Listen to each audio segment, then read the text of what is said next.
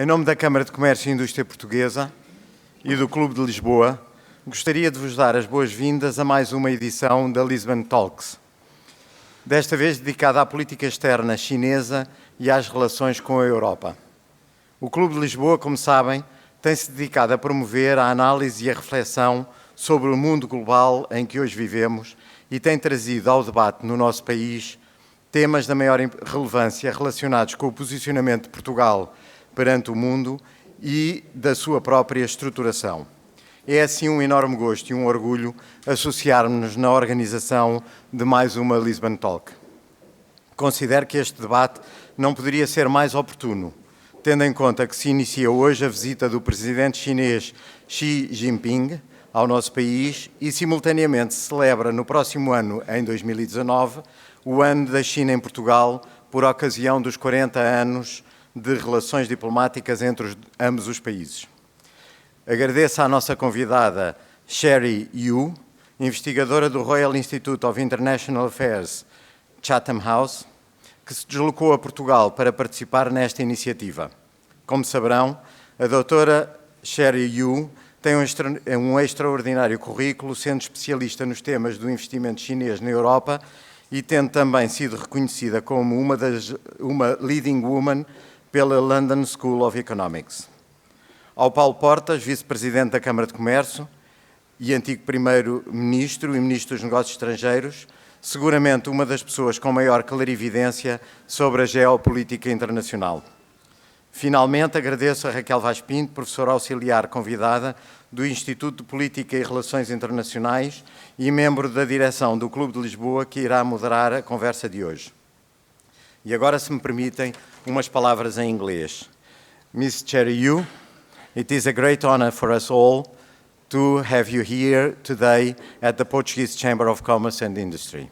We believe that this opportunity to discuss China's foreign strategy and Europe is most timely and even more so when China's president is visiting our country. I hope that this reflection will be useful and that it will also contribute to strengthen the long-term future relations between Portugal and China, which, as you know, are historical. Thank you very much for being here and for sharing your views with us.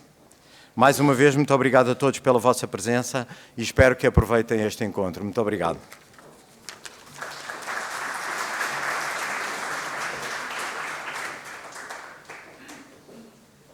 Good morning, everyone. First of all, I would like to thank our hosts for presenting us with such a lovely venue.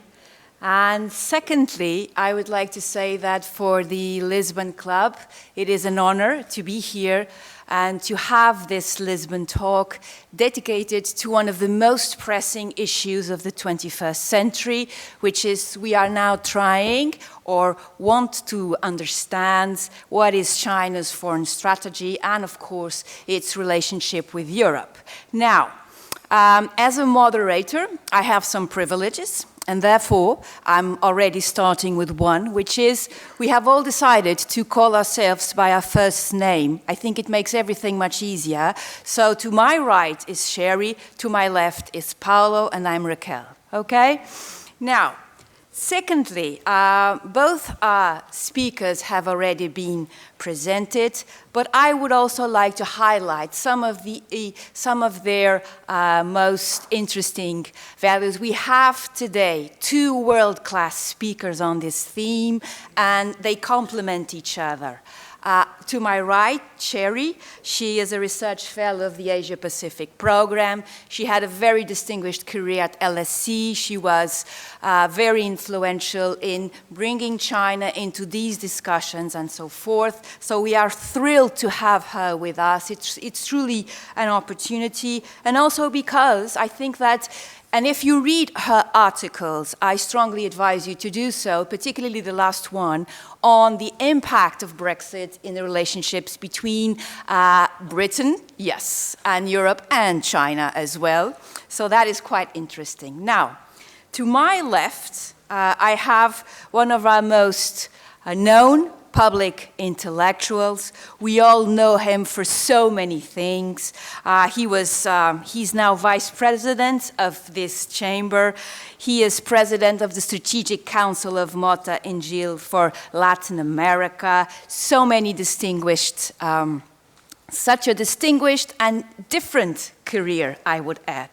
What I would like to say on a very personal note, and this is my second liberty here, is that he founded a newspaper that I will always be grateful for, because I think that I will never again have an emotional relationship with a newspaper like I had when I was like waiting for Friday, and not just because of the weekend was good, but what I wanted to read were the opinion pages of this extraordinary newspaper that was challenging, sexy, and of course, restless. And that, for someone who is young, is the key. Now, coming back to the restless, and thank you so much for that, I would like you to, we are now taking on a big theme, and I would like to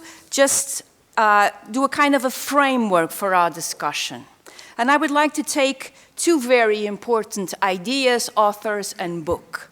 One of them is Peter Frankopan's The Silk Roads. If you haven't read it, please do. It gives you the big picture of history, and it also looks and presents an argument that for us, Europeans, is very challenging. The idea that a world dominated by the West, which is Europe plus the US and Japan and so forth, is an exception in history. The second book is a one by Odd Arne Westad called The Restless Empire.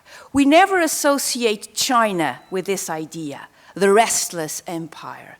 But it was that restlessness that enabled China and also the elite to have one of the most revolutionary leaders of the 20th century, a man that transformed China and transformed the world, who was Deng Xiaoping. Okay, so these are like my two reference points here. Of course, we will start with Cherry. Cherry, the floor is yours. Okay. Thank you so much. Shall I go on? How you want it.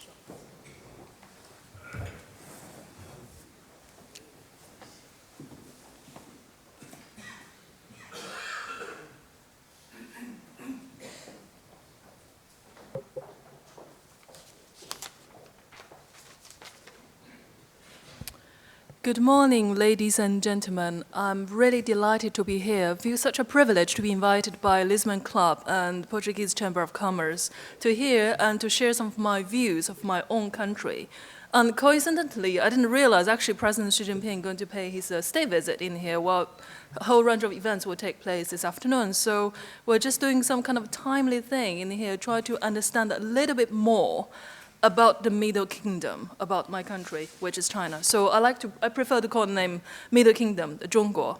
So while Raquel was talking about the sense of the restlessnesses of China, and instead, I summarize China in the 3M, which is money, mind, and mindset. By the 3 M's, and China somehow tried to change the world by spending money. I'm sure all of you in here would know the importance of Chinese investment in Portugal, but also by using its money to extend its political influence as well. So again, mind. But then also, on the other hand, China obviously does not necessarily share the same value as many others in this world, and therefore, offer alternative mindset. So that's 3 M's, which the concepts I've tried to explore in here today. Now, when we come to discuss China, there are all sorts of opinions in the past few years. Someone even predict China would rule the world one day, if you might read the book written by Martin Jakes, and everything is so bright and positive about China. But then on the other hand, you have people like David Shambo talking about China is only a partial power and will not really reach the status being superpower, and that that long journey of reaching superpower will be quite far ahead. So it come all sorts of opinions in here and try to painting a picture in black and white. Whereas in my sense, my understanding is my country is kind of hybrid between a developed economy on the one hand, you have the beautiful cities like Shanghai or Beijing, but then on the other hand, this is a country which only has been merged just a little bit above on the average poverty line by the UNDP standard. So is that sense of paradox somehow make all of us wondering what is really happening inside this country? Now, when we come to Europe, in this side of the world, what we realize is Europe seems to have a very little interest in engaging with the geopolitical conflicts within Asia. So a lot of Europeans considering China as being a threat because it's a threat of the manufacturing industry. But then on the other hand, a lot of European industrialists, for those who work in the service-oriented industry, to consider China being a huge opportunity. So Europe itself now is also in that sense of dilemma in between Washington and Beijing, and which side should Europe choose? And then that sense of dilemma somehow carried over. But if you travel back to the history, back to 150 years ago, European Union, not European Union, just Europe itself, is actually offering some sense of revolution inspiration to the Chinese revolutionaries back to the early 19th century. And I just need to give the examples of Italy, for example. So the Italian reunification by Emmanuel Victorio II somehow got inspired the late Qing dynasty 100-day reform. So, the revolution idea is back to 150 years ago. And then, surprisingly, the royal family of Habsburg was actually one of the key supporters for the Chinese Communist Party back to 1920s. The reason why I get that story to know is I randomly know a member of that family and told me actually we, as a Habsburg family, was the biggest supporter for the Chinese Communist Party back to 1920s. So surprise, surprise. And that surprise actually continued at back to 1930s. The then British Labour Party leader, Clement Attlee, received a letter co-written by Chairman Mao and Premier Zhou Enlai and General Marshal Zhu De, and saying, would you actually please help us to fight with the Japanese? So again, you see all that revolution ideas and come back for us and for quite some time. And I'm not sure how Europe going to pick up those ideas nowadays. But certainly, what somehow I felt is the world began to have that tectonic shift from the west to the east. So let's travel to the modern age a little bit. Now, when we come to talk about China, when we come to talk about President Xi, or when we come to talk about Chinese Communist Party, and one thing comes to my mind, it is not only on that sense of the party should be led by ideology, like the Soviet Communist Party. But however, we're facing that scenario nowadays, how are we going to judge the success of the Chinese government or the Chinese Communist Party? It is very much based on whether they can sustain a reasonable economic growth. Because by having that sustainable economic growth, and you acquire yourself enormous power. I mean, you don't call America being a superpower simply because the sheer size, but it's also because that enormous amount of wealth the United States accumulated. So the same case would apply to China, and therefore economic growth gives you a sense of power. But also economic growth gives you a sense of legitimacy as well. Why legitimacy? As I said earlier, the Chinese Communist Party nowadays is not a party led by you follow a key Marxist ideology, but you make sure your GDP growth is on a reasonable number, and you make sure your stock market every day is in a reasonable round as well. So I was quite surprised to see every time when there was a stock market crisis inside China, one of the leading members of the Communist Party have to come out and say, this is the policy we're going to plan, and therefore the stock market pick up again. I mean, that sense of irony, in the most capitalist forms, the Chinese Communist Party have to come here to reassure the investors, we make sure the stock market will work properly. So again, that sense of legitimacy. So this is the what I call upstairs questions. Now we come to the downstairs questions to do with the ordinary people. the party is the country is ruled by one ruling party, so you have no election or whatever at all. And how are we going to draw the social contract between the ordinary people vis-a-vis the government or the ruling party? It is obviously the party have to somehow increasing the living standard, steadily increasing living standard of its ordinary people in order to make sure it gain that sense of legitimacy. So therefore, I call it is a sense of a social contract in an authoritarian regime vis-a-vis its own ordinary people. But however, that social contract will have to change in the years to come because China now facing a new set of challenges, the challenges on air pollution, the challenges on income inequality. So all that sense of challenges and therefore require the party somehow have to redraw that social contract. And how that social contract going to evolve, we shall see in the next 50 years or so. So that's only the domestic side of China that enable China to gain that enormous economic growth. But how that economic growth is going to translate it into China's global status? Now, I said earlier the 3 M's. Now we try to bring the 2 M's I'm trying to refrain here, which is the money and economic mind. And then, of course, I mean, in terms of money, so when we come to talking about the foreign policies, diplomatic relations, back to 1990s, 1980s, the key thing for China is to somehow develop a friendly partnership with neighboring countries.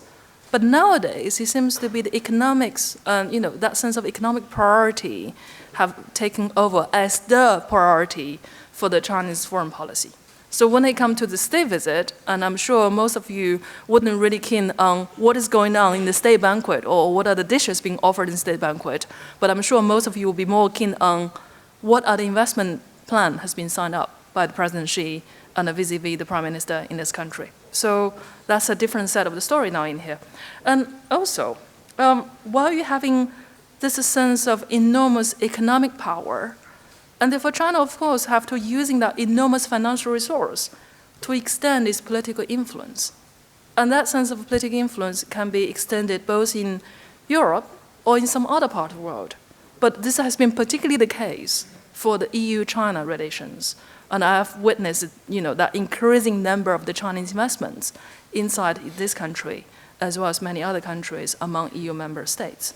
So that's one thing what China is trying to do, using its economic power, extended its political influence, but also not just in the bilateral sense, but also in the multilateral sense. What China is trying to advocate for is try to advocate for more shares and bigger voice, further emerging economy inside of the international multilateral financial institutions such as IMF and WTO.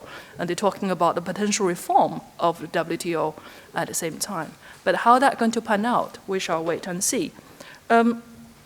While you're having this, of course, try to increase in your voice in the Washington consensus-led institutions. But China also try to creating its own financial institutions, such as Asia Infrastructure Investment Bank, which obviously Portugal is also one of the key members. And there has been quite some random press about AIIB, so this bank. When the bank was founded 3 years ago, many European countries, including France and Germany, voiced very strong concern that this bank is going to be a replacement for the IMF or World Bank. But actually, 3 years after, for those of you who are in the financial industry, if you carefully look at the top 10 projects that have been funded by the AIIB, the World Bank or Asia Development Bank, the Washington consensus-led institution, you don't really find much differences really in terms of projects, in terms of nature of the projects, in terms of the financial structure. So those kind of things you can actually carefully observe.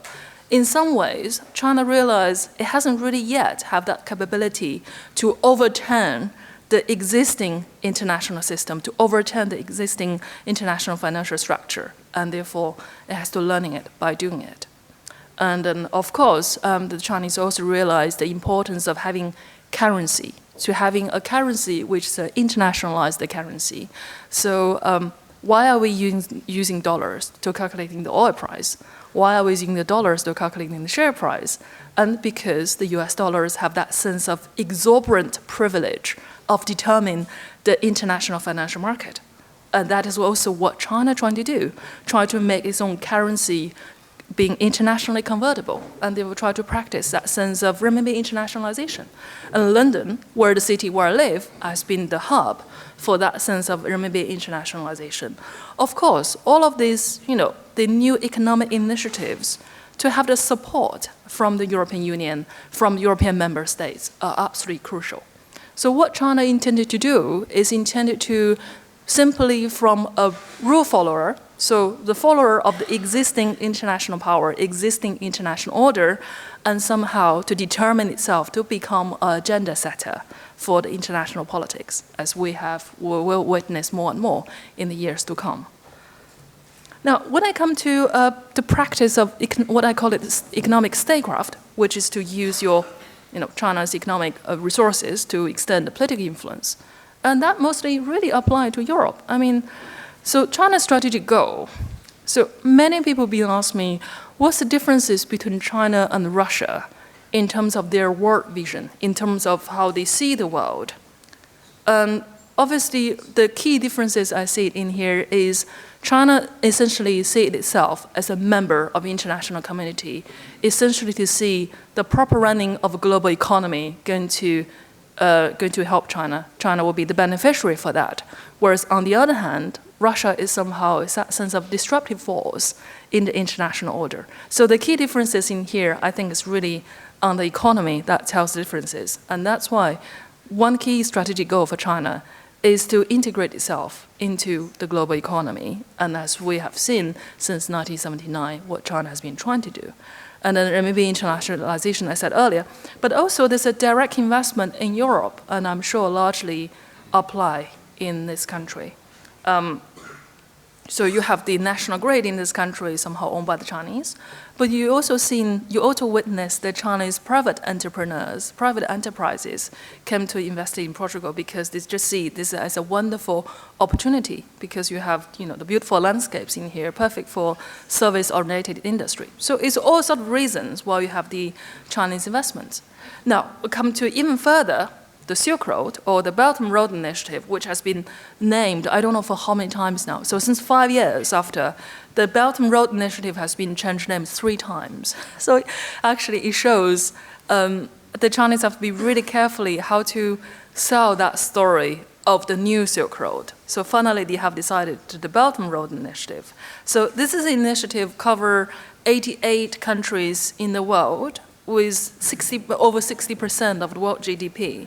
And then this initiative also covered 70% of the world already discovered oil reserves as well. So that really shows you the determination or the sheer scales of this initiative. But how well this initiative has been received in Europe, and I think it's really with a mixed feelings from countries like France and Germany, which on the one hand believe such an initiative has been huge disruption for the European development aid. Whereas on the other hand, countries like Portugal, countries like Italy or Spain was considering there's a huge opportunity to renovating its infrastructure. So it's all sort of different stories.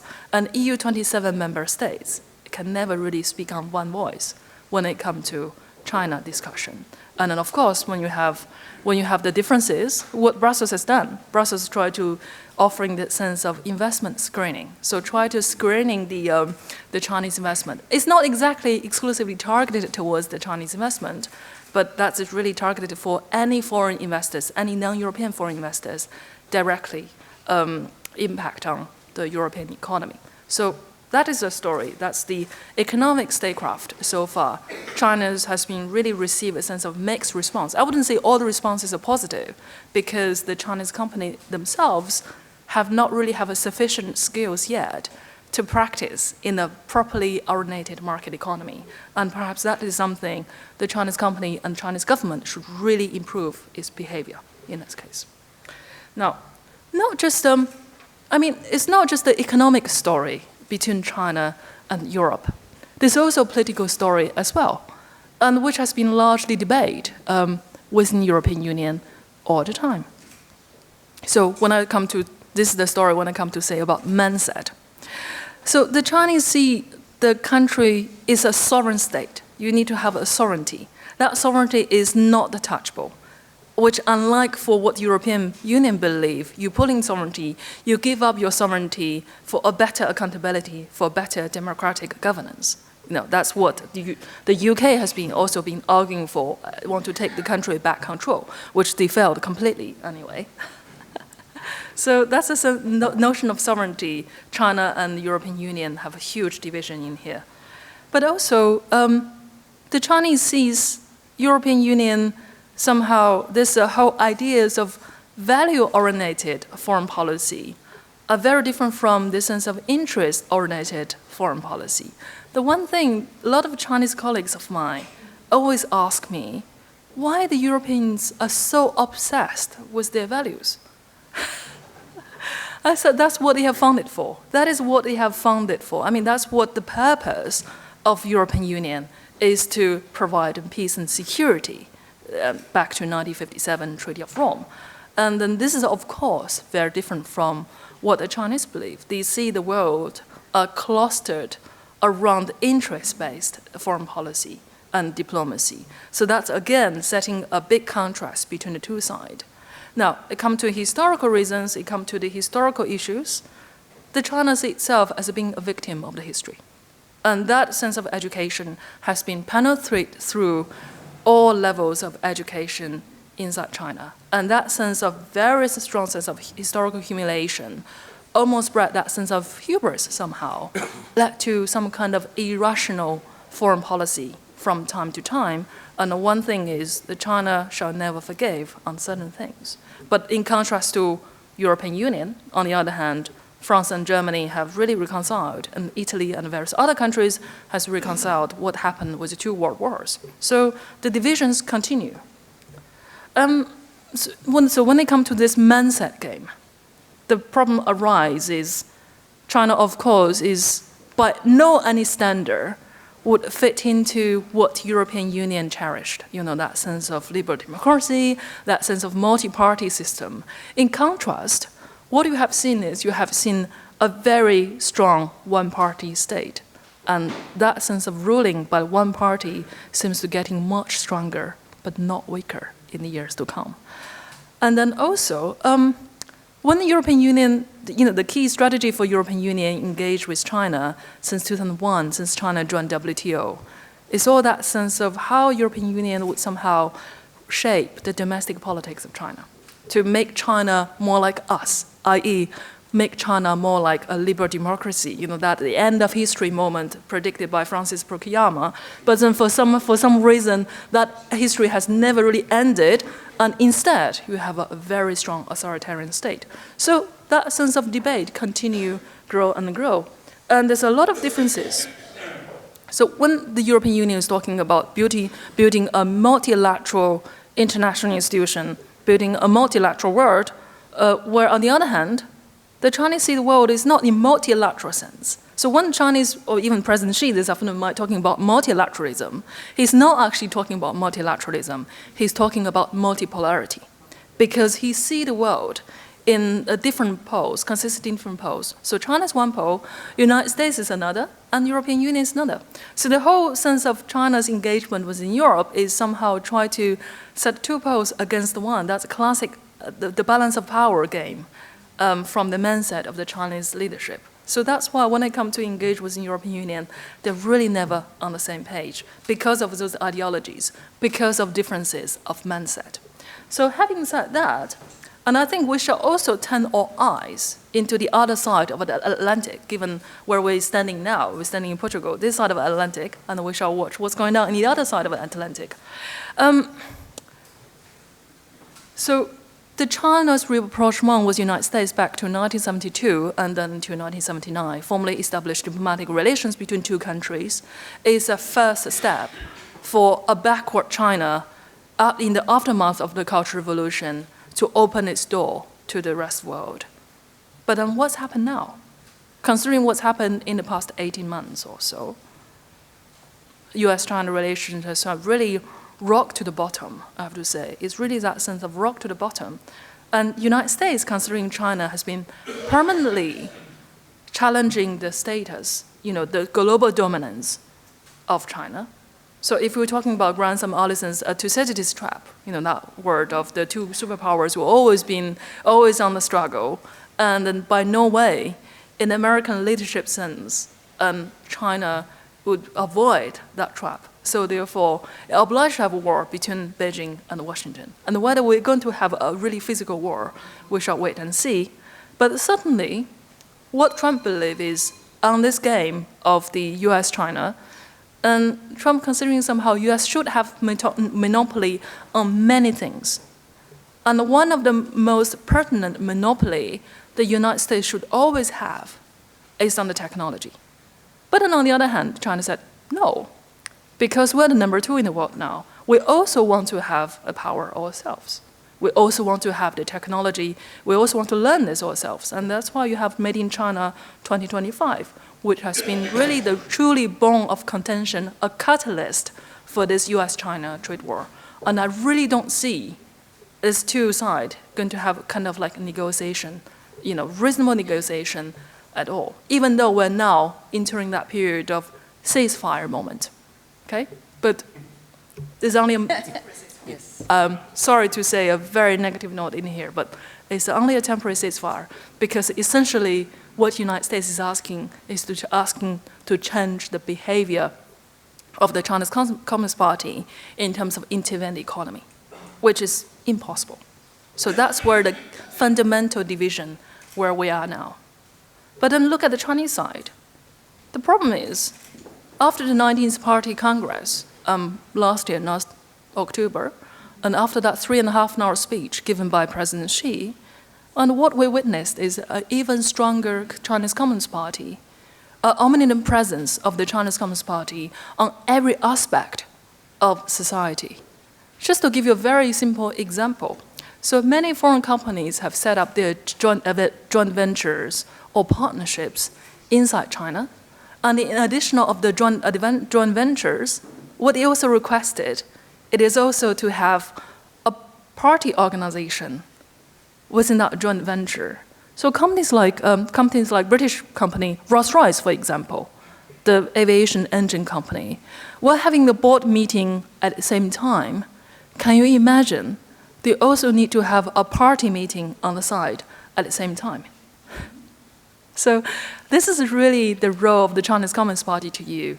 They are everywhere and try to intervene at every level of the life, of the ordinary life of the Chinese people. So we have a much stronger authoritarian regime. And then also the problems while we're dealing with United States is the Chinese leaders have really never short of good advisors. They always have advisors who know America very well. But those advisors, they only know certain part of America. The part of America which is studied at Harvard, reading New York Times, and having jobs at Wall Street, or having its own investments, like many of you in here. But the Chinese specialist or Chinese American specialist don't really know that part of America who have voted for Trump and who have also voted for Trump again in the midterm election. So I see that's really that lack of information somehow to resolve this US-China trade war. It is not easy. Because nowadays, the United States of America has also translated itself into the unreliable states of America. That's where we are. That's the picture. And just to conclude a little bit, so what we've seen so far is this a process for the last 40 years. The Middle Kingdom tried to rebrand itself, tried to emerge itself to the center of international affairs, but has been really much success. There's a big question mark in here. So on the one hand, Beijing, China, is willing to participate in all sort of international institutions, and establishing all kind of norms. But then on the other hand, this is a country that does not really share much similar value like many parts of the world. And then this country also wants to have a global foreign policy. To have a global foreign policy, which means every aspect of international issues, China wants to have its voice. But then on the other hand, because of that paradox, because of that country is so big, and you have so many disparities inside the country, that require the foreign policy can only answer for its domestic politics, which is to make sure how that's going to benefit the Chinese economy. And therefore, it's inevitable that clashes will happen between the foreign affairs on the one hand, but then the requirement of domestic politics on the other. So that's where the divisions are. And then lastly, and this is actually a very important point, what I realize is among the Chinese young people, especially for those who, like myself, and for those who are younger than me, born in the 80s and 90s, they have foreseen the country want to be respected as a great power. But then on the other hand, what happened was China has not really been totally respected as a great power. And that really actually frustrated many younger Chinese generation. And I'm afraid, and these are the younger generation the Europeans have to deal with in the next 50 years. So how to change the Chinese young people's mindset? It is also a question, a diplomatic question to be answered for the Europeans and also for the Americans who wants to engage with China, who want to make China become more prosperous and more, stable. So putting that term, and irrespective how much we dislike President Xi or how much we like him, I don't really think we have an even better alternative so far. So what we can do is perhaps just to accept the things as it is and try to learn a little bit. Try to learn a little bit of this complex country, which is full of paradox, but also full of prosperity and hope.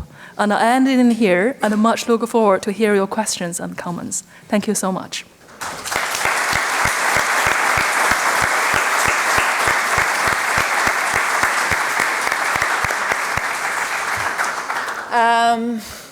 Thank you so much, Cherry. This was such a challenging and balanced perspective on so many important issues. I already have 2 questions to ask you, but I will wait. But now that I really enjoyed Cherry's work, I really ask you to go and look at her articles. They're very good. But now that she has mentioned my favorite author, Thucydides, she's like on top of my list, absolutely. Thank you so much for that. Now, we go to Paulo. Please, the floor is yours. Dear Cherry, welcome. Thank you. And thank you for your remarks. Dear Raquel, we share at least 2 more intellectual references. One is Peter Frankopan. Actually, Peter Frankopan, I choose 1 book every year to give to my best friends. And Peter Frankopan was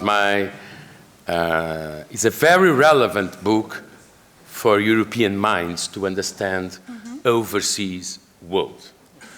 And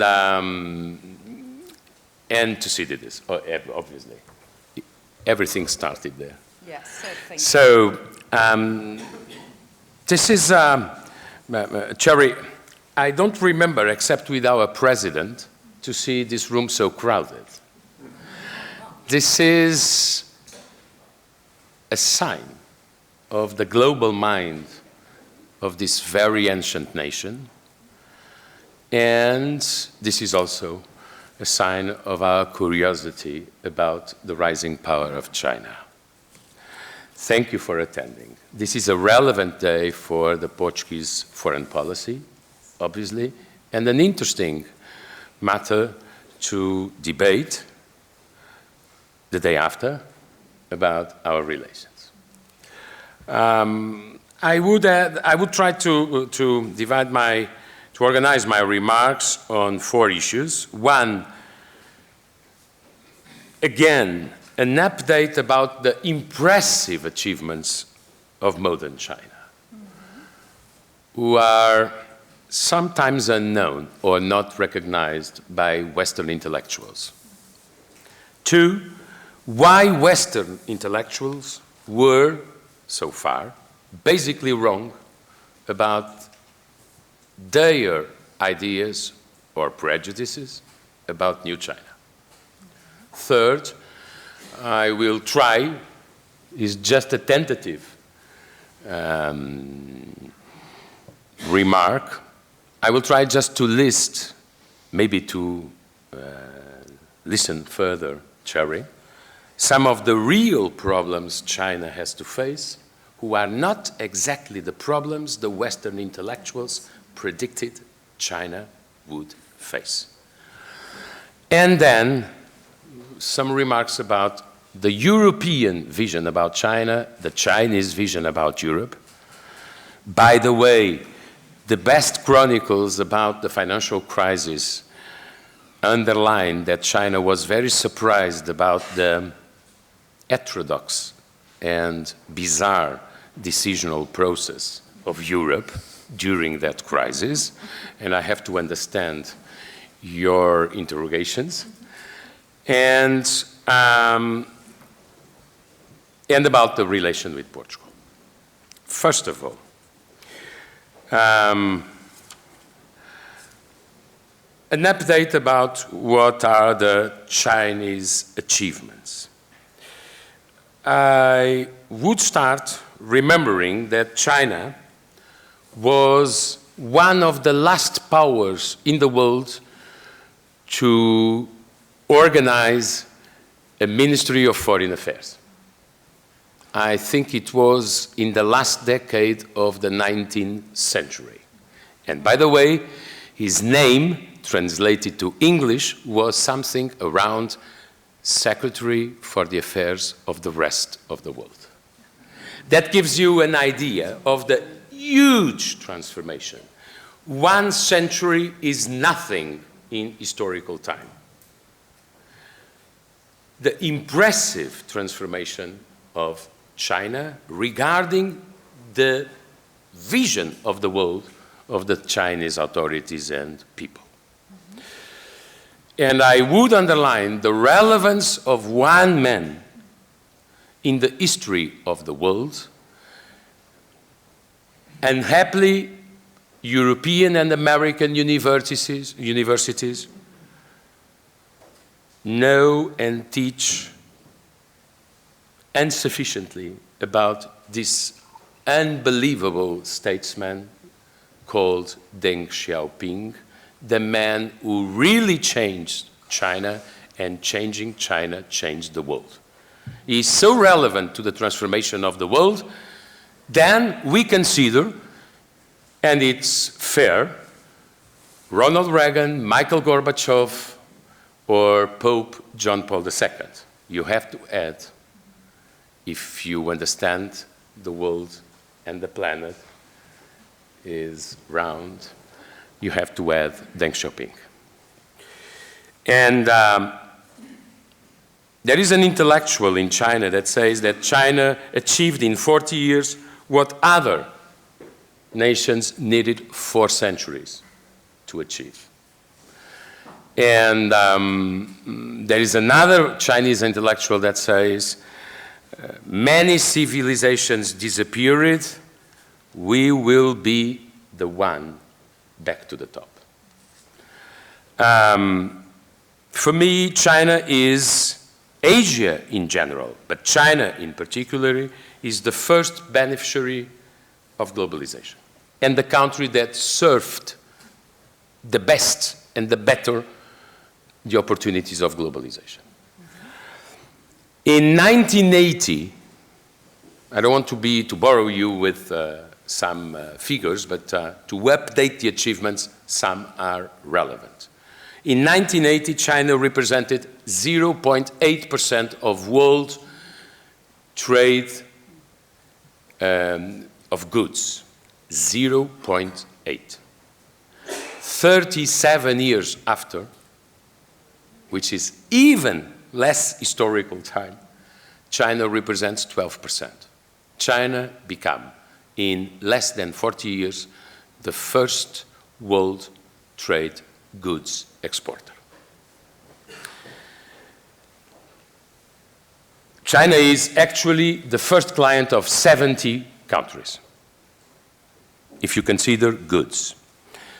What is more surprising is, for a Western mind, or some Western minds, China is the surprising challenger of digitalization, is the beneficiary of globalization, and is the challenger on digitalization.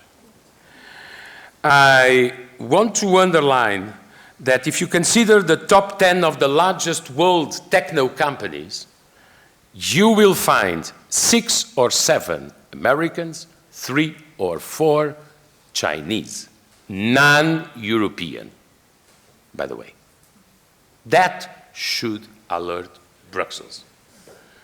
Not exactly where to tax Apple, but why European capitalism is not being able, for the moment, to build or create and develop one of the 10 tycoons of digital and 4.0 economy. There is also some even more innovative figures I want to quote. China is now the world leader in e-commerce. Transaction value. It was 0.6 in 2005. It is 42.4% in nowadays. It's 10 times more than United States of America if you consider the value of mobile payments. China has now 43% of global unicorns, challenging the 45% of United States global unicorns. The third item I would suggest to reflection is the level and the speed of investment in innovation and research and development in China. That means, or that suggests, that the digital rising of China is not over. Not only because of the potential, China has still a potential market of 600 million or 700 million people to become online people, if you compare with more or less 60 million in the United States. But I'm more impressed if we consider the digital divide. China is already, as you mentioned, very diplomatically, the second world country in number of patents registered every year. 48,000 against or versus 56,000 of the United States of America. It's written in the last Congress statement that China intends to overcome United States and become first world producer of patents registered every year in 2020. I think everybody in the room understands what does that mean about innovation. And I would add that last year, China overcame the European Union on percentage of R&D in the GDP. That would also alert Brussels. A screening about ourselves. And then I would also consider that China is sending abroad, namely to UK, namely to United States. We don't know the accurate number, but something around 500,000 to 700,000 qualified students every year to become PhDs and docs. 70% of those young qualified students return to China.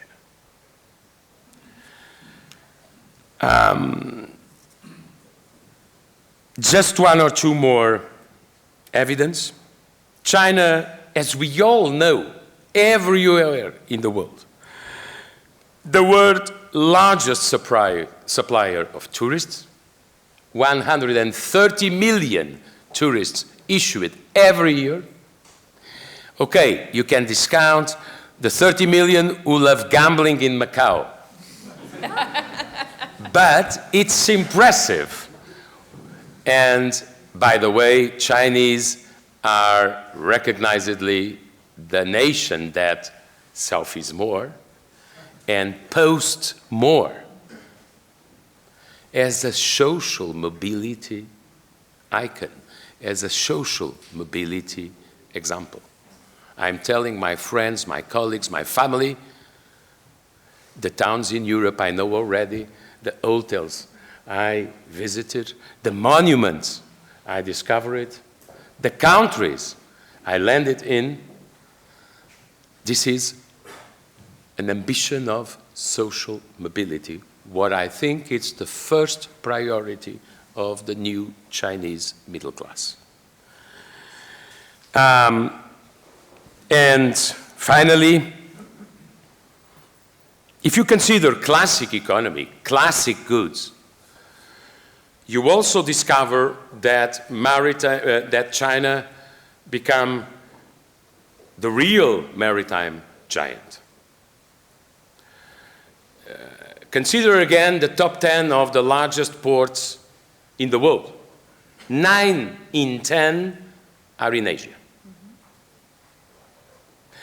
The closest to Europe is in United Arab Emirates. And from those in Asia, 7, led by Shanghai, are in China. So this is, to close this remark, this initial remark about the achievements, don't think this is just a state-oriented economy. There is one relevant difference between Europe and China. Money in China is concentrated in the young generation.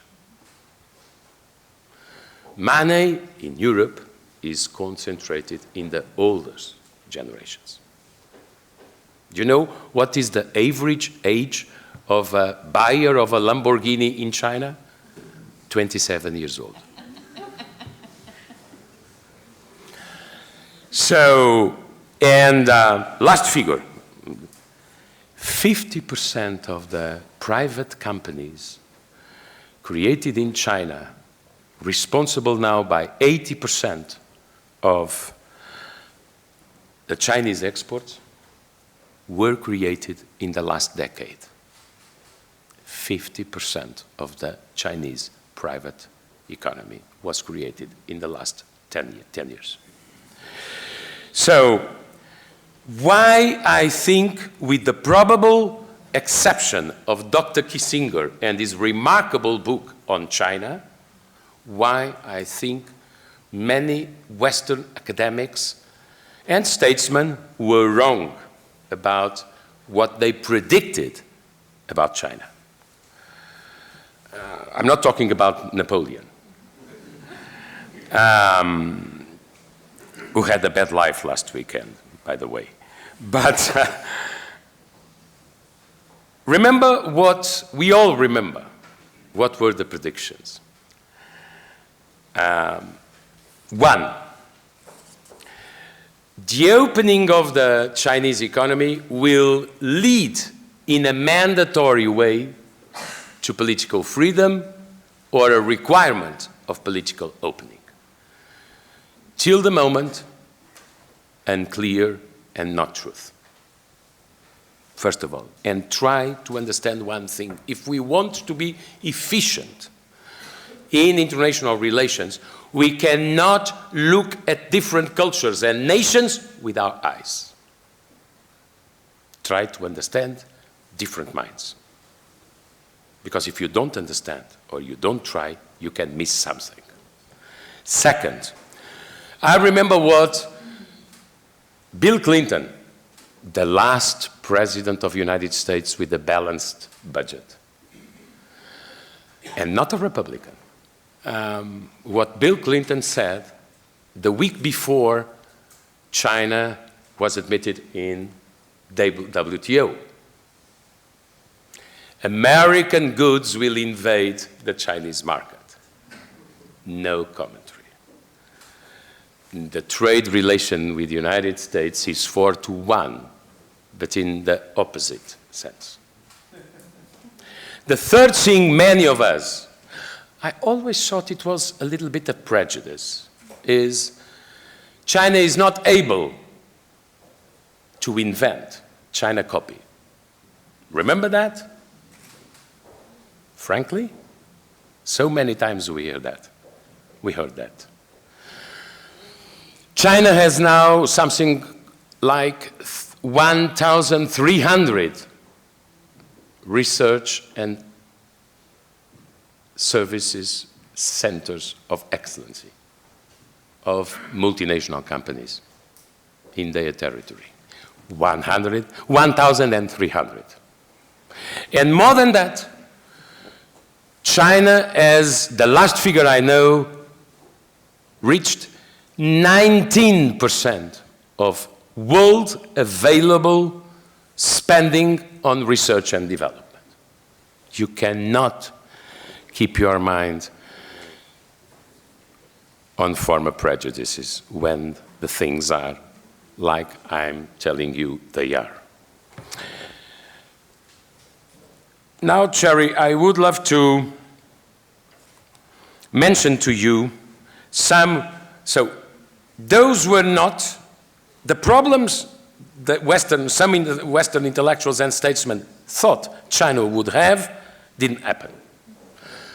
But I imagine China has real problems to solve, including the problems of its rising power. One, I would just, maybe you want to reflect on some. One is the $1 billion enigma. What is the level of growth China needs to keep social stability? As you know, there is a de-escalation, moderate phase down from the growth in China. We had years with more than 10%. We are now in 6 something. It could be 6.9, 6.8, 6.7, 6.6, 6.5. There are some rumors about fourth quarter that would close the year more closer to 6%. What is the minimum level of growth China needs to be inclusive and stable? 2, it's what I consider one of the real serious problems. If you consider that what doesn't change when everything changes? History and geography. Stable and constant pillars to our strategic thought. By the way, Tim Marshall is also a very good book, Prisoners of Geography. Or Robert Kaplan some years ago. And my question is it real or no that all neighbors of China had a problem with China during history? Yep. Okay? And that is, what is the conclusion if this assessment is truth? China will be a superpower, no doubts about it. But it will be a different superpower if you consider the model of superpowers you know today.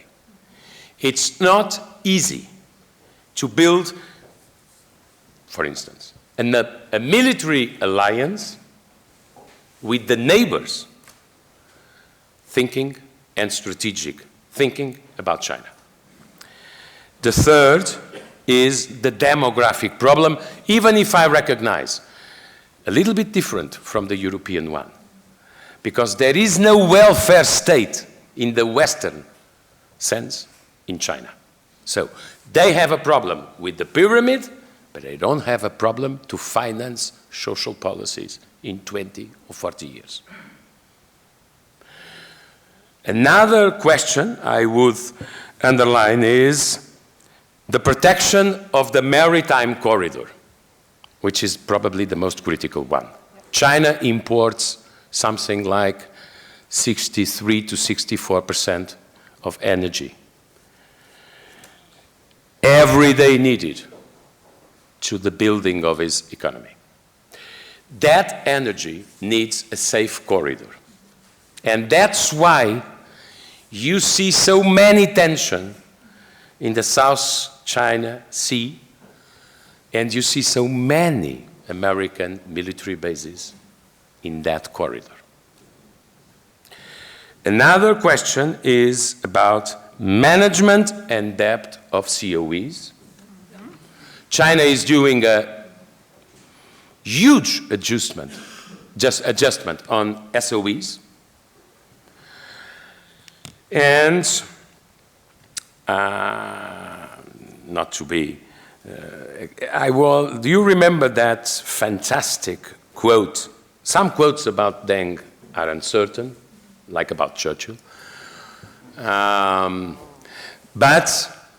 this one was a very, very, very, very brilliant one. China must keep its light dim, waiting its time. There is an acceleration with President Xi, a huge acceleration, and you have to understand the family behavior, the family curricula of President Xi to understand why he is an accelerator.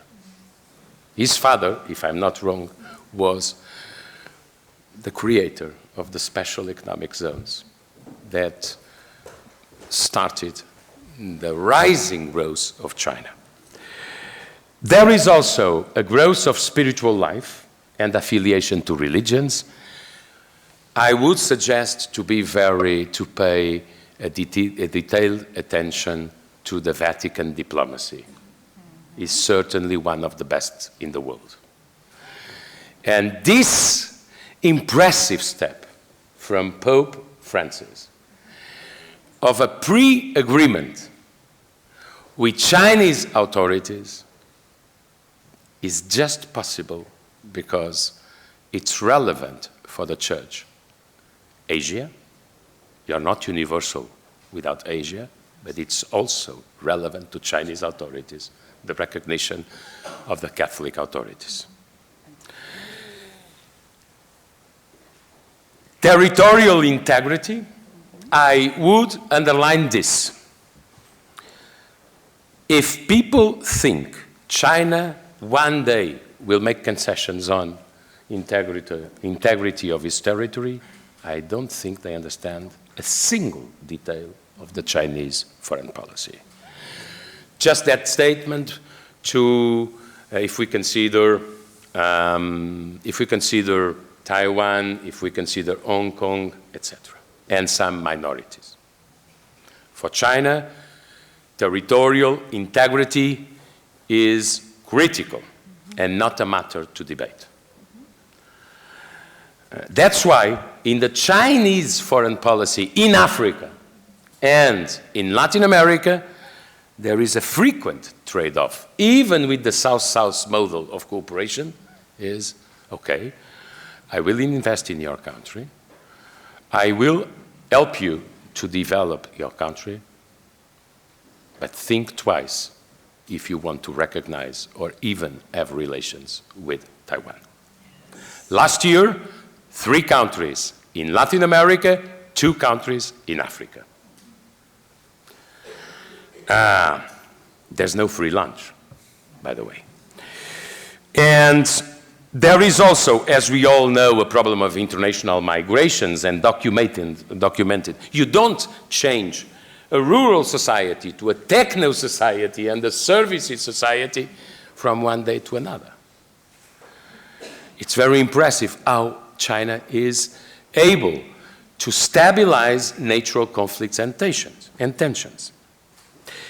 There is, in my opinion, there is still an hesitation between what to do with international institutions. You were absolutely right. It's not exactly multilateralism, it's multipolarity. And it's why China is now discussing how much to contribute more, to finance more, to IMF. Usually, you're discussing how much you contribute less. The discussion just started in Buenos Aires. Yes. China is founding father of a bank for financing the BRICS investment and a bank on Asian infrastructures. Is this bank a competitor to World Bank, yes or no? Undecided question. And I want to underline what Cherry remarked. So relevant than the idea of being part of WTO and international trade community was the admission of China in the basket of currencies exchangeable in international transactions in 2016.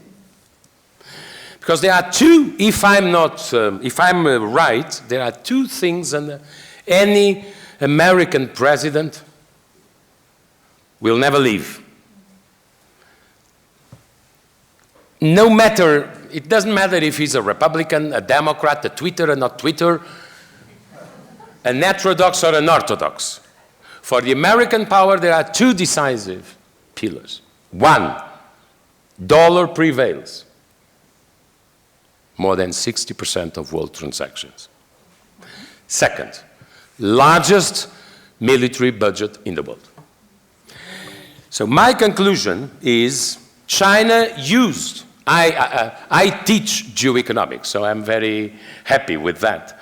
But China used geoeconomics to rise its power, and now is facing the geopolitical classic questions of power.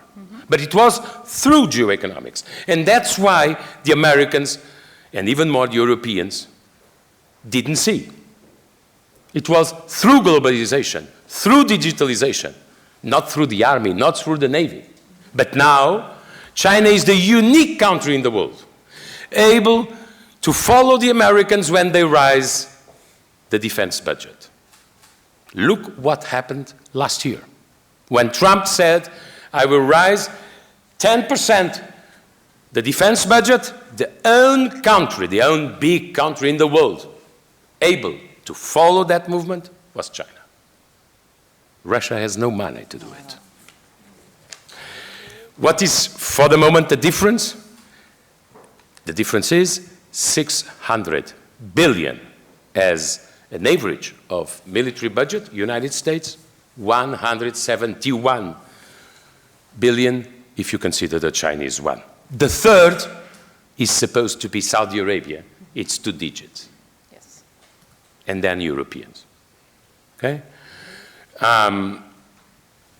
My question about Europe, to just the final remarks, China invested in Europe 7 times more than Europe in China.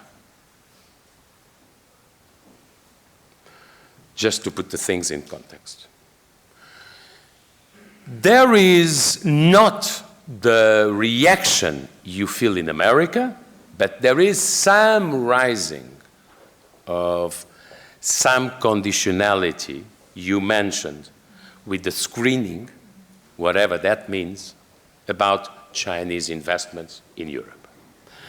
And if China wants to keep the speech and the facts of his more open economy, we'll have to understand that even in Europe, there is more doubts, or there are more doubts or more conditions when you face technology transfer, access to some markets, or this kind of things we can solve in WTO, by the way.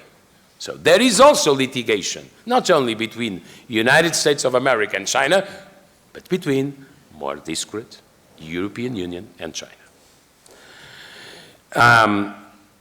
Anyway, there are few countries in Europe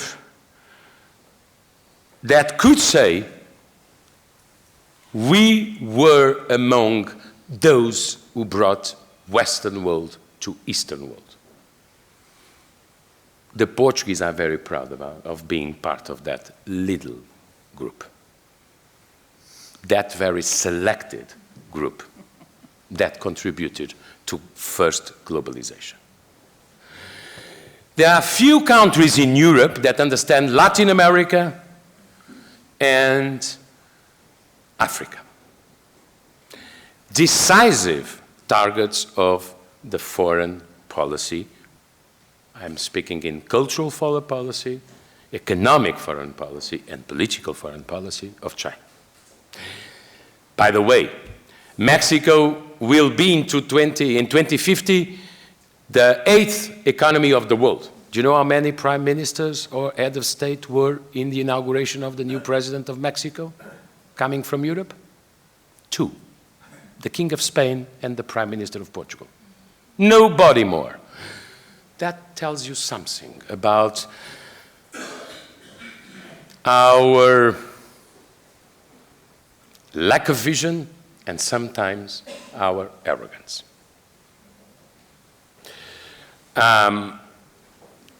And also you know how the cooperation model, one of the things, why should President Xi choose Spain to start and Portugal to finish?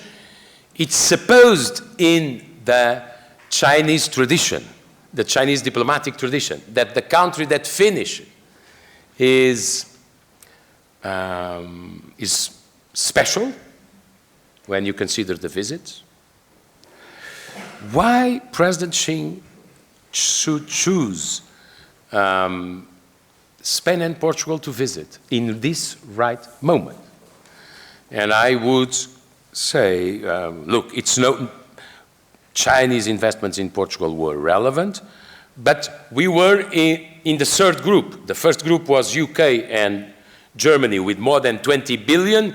The second group was Italy and Netherlands with more than 10 billion, and then Portugal and Finland with more than 5 billion. Okay? So we were, yes, in state of necessity at the time, but also, as it is very Portuguese and traditional, in state of curiosity. We know China is decisive in the new world. We know global economy doesn't exist as it exists without Asia and without China. Why should we resign to have good relations with China or with Asia, keeping our alliances transparently? The space we give to others will be immediately occupied by others. See what happened with the Trans-Pacific Agreement. United States withdraw from an agreement that didn't exist. Japan immediately took the leadership to contain China, probably. There's no empty spaces in global world. And this is a lesson for the right and for the left. We can be very satisfied with our decisions, but the world is not going to wait for us. So, Cherry, I finish my remarks telling you one thing. Many times, my students in different continents asked me a very simple question. Is China still a communist country? I tell you what is my provisional answer. China has nothing to see with communism if you consider economic model. China has everything to see with the Communist Party. It's a provisional answer. I'm not sure about the future. Okay? Thank you very much. Thank you. We are going to start the debate, and once again, I want to thank this lovely audience for being here. But as a moderator, I will take my final liberty, and I would like to ask some questions to our speakers. I told you they are world-class, and I was so right.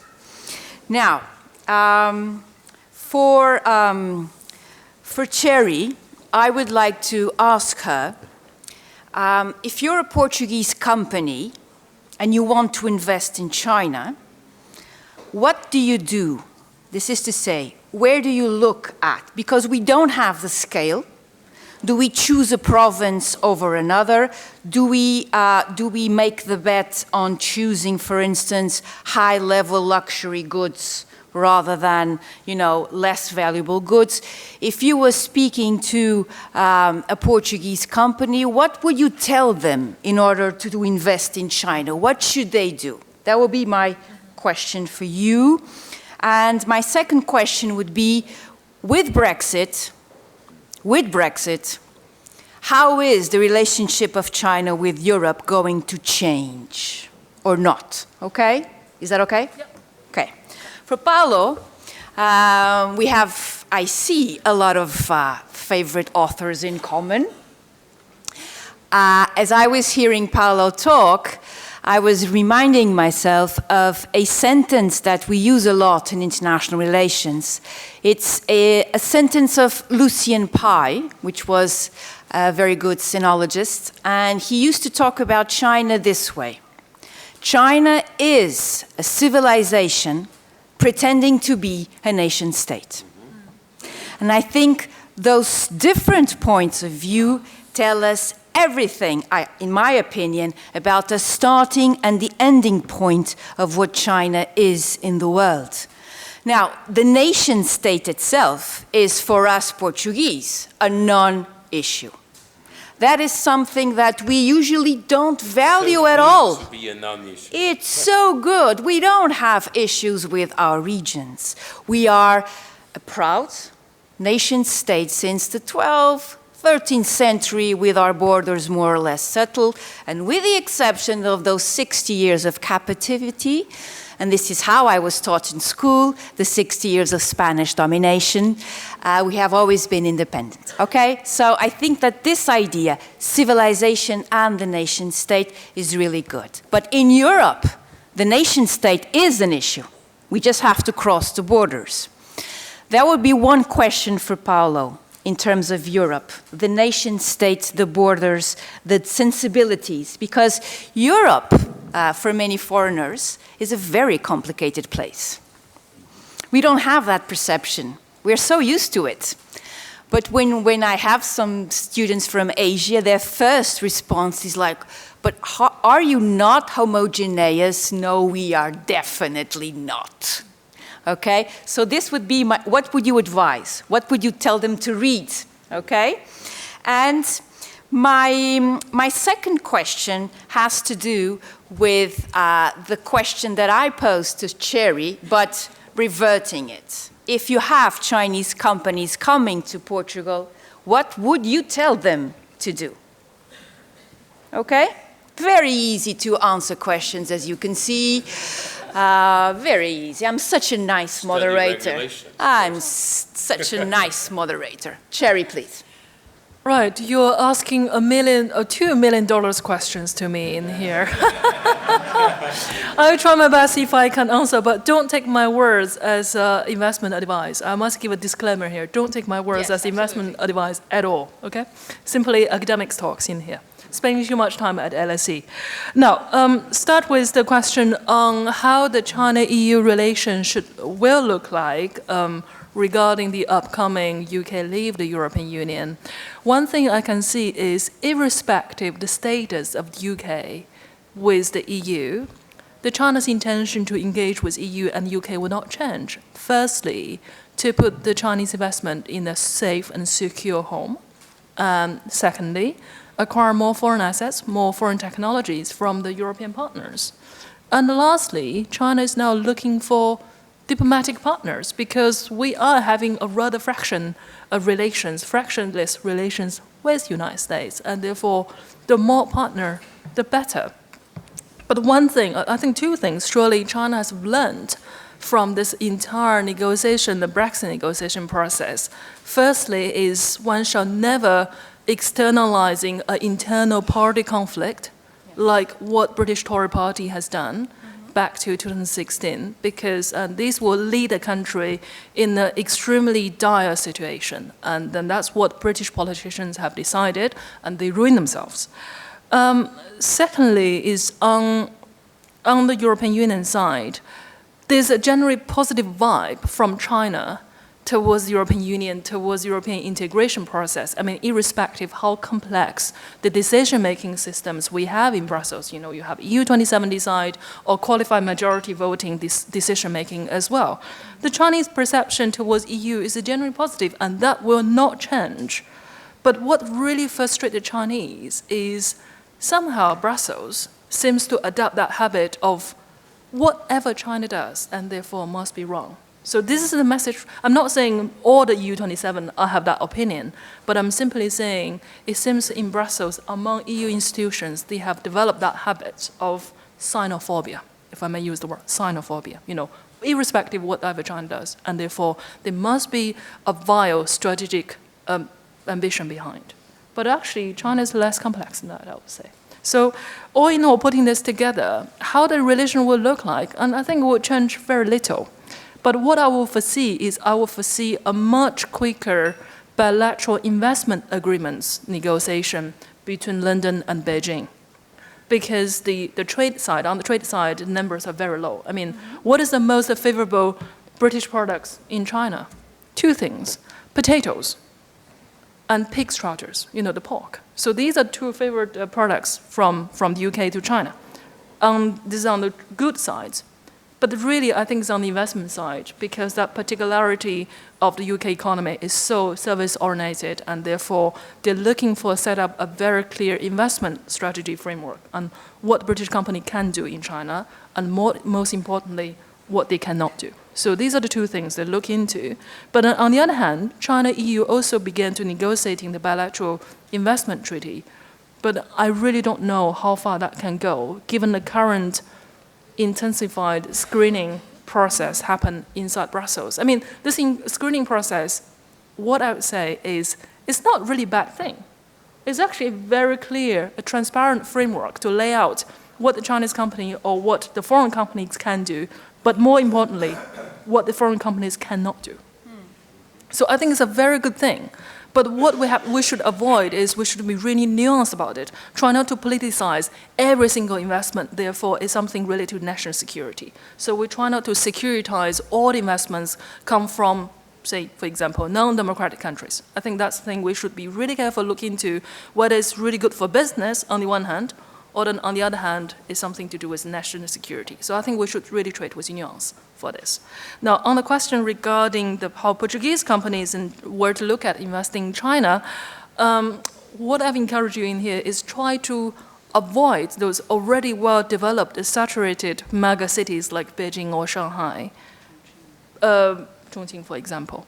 Try to go to the west side of the provinces, and perhaps you see more opportunity over there, and you will see genuine opportunities, because as what Paulo said, we have this large growing number of middle class, and because you have such a large base of population, and therefore opportunities almost everywhere. I mean, just give you a very classic, really funny example. So 2 weeks ago, I was taking interviews by BBC, not on my usual international affairs stuff, but on what subject?